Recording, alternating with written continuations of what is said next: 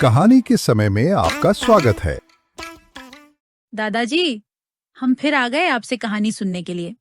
आओ बच्चों, मैं तुम्हें एक लड़की की कहानी सुनाता हूं जिसका नाम था रीना।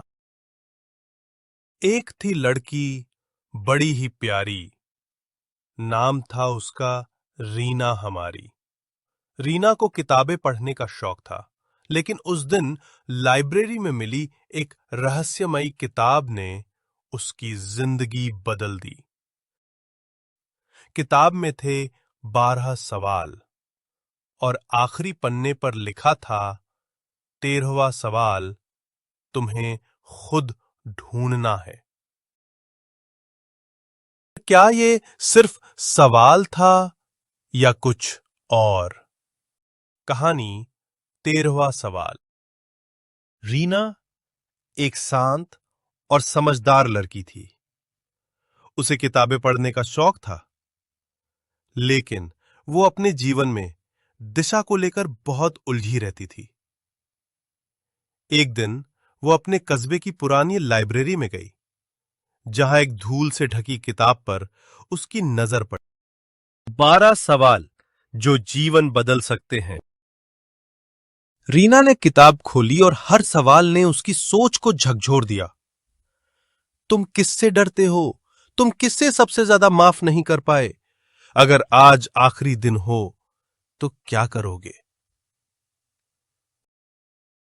हर सवाल के साथ वो खुद से जुड़ती गई, रोज एक सवाल पर सोचती और बदलाव लाती। आत्मविश्वास बढ़ता गया, लेकिन किताब का आखिरी पन्ना खाली था।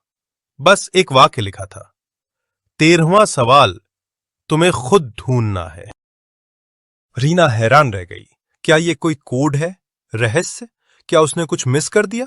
वो दौड़ती हुई लाइब्रेरियन अम्मा के पास गई। माफ कीजिए, आखिरी सवाल कहाँ है? किताब अधूरी है। कुछ सवाल किताबों में नहीं, खुद के अंदर मिलते हैं बेटी। पर क्या है वो सवाल? वो सवाल तुमसे रोज तुम्हारा दिल पूछता है। तुम कौन हो और क्या बनना चाहती हो? रीना चुप हो गई।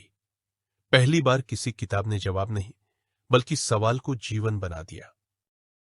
उस रात रीना ने एक नई डायरी निकाली और लिखा, मैं बनना चाहती हूं एक लेखिका जो दूसरों के दिलों तक पहुंच सके।